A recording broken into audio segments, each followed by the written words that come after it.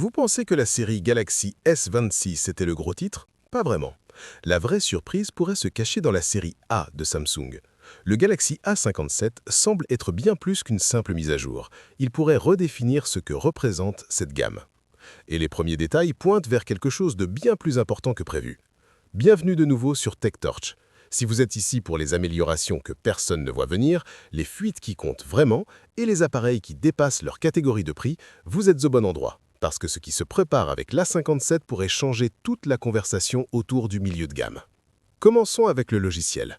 One UI 8.5 est déjà en phase de test et le Galaxy A57 est inclus. Cela indique une planification des mises à jour sur le long terme, un support de sécurité constant et des performances optimisées dès le premier jour. Samsung ne traite pas ce téléphone comme un appareil à court terme, et cela seul augmente les attentes.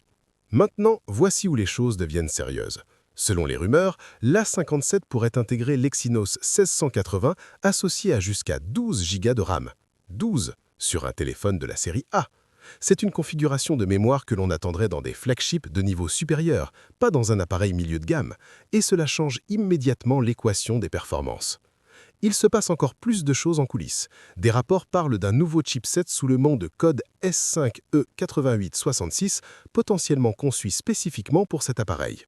L'Exynos 1680 a apparu sur Bluetooth SIG, confirmant la prise en charge de Bluetooth 6.1 et lié au nom de code S6568 dans le projet Q7. M. Ce n'est pas aléatoire, c'est un développement coordonné. Parlons maintenant des graphismes. Des fuites suggèrent que cette puce pourrait intégrer un GPU AMD Power Eclipse 550. Si cela se confirme, c'est une déclaration sérieuse pour le gaming mobile. Un téléphone milieu de gamme capable de gérer des jeux exigeants et riches en graphismes sans compromis, ce n'est pas habituel dans ce segment. La configuration du CPU va dans le même sens. Un cœur principal Cortex A720 cadencé à 2,9 GHz, 3 cœurs de performance à 2,6 GHz et 4 cœurs d'efficacité fonctionnant à 1,95 GHz. C'est un ensemble équilibré, de la puissance quand vous en avez besoin, de l'efficacité quand cela compte. Les performances et l'autonomie travaillent ensemble. La connectivité n'a pas été oubliée non plus. Les listings IMEI confirment la prise en charge de double SIM, rendant l'A57 pratique pour les utilisateurs du monde entier et pour des configurations flexibles. C'est un petit détail, mais cela montre que cet appareil est positionné avec soin pour un large public. Alors que l'A57 repousse les limites du milieu de gamme, la stratégie des flagships de Samsung évolue aussi. L'Exynos 2600, construit sur le processus 2nm, devrait alimenter le Galaxy S26 et le S26 Plus.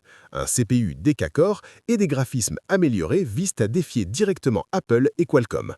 En même temps, le Snapdragon Elite 8 Gen 5 prendra en charge la majorité de l'approvisionnement. Cet équilibre suggère que Samsung reconstruit confiance en Exynos sans abandonner ses partenariats éprouvés. C'est une approche mesurée, pas un pari tout ou rien.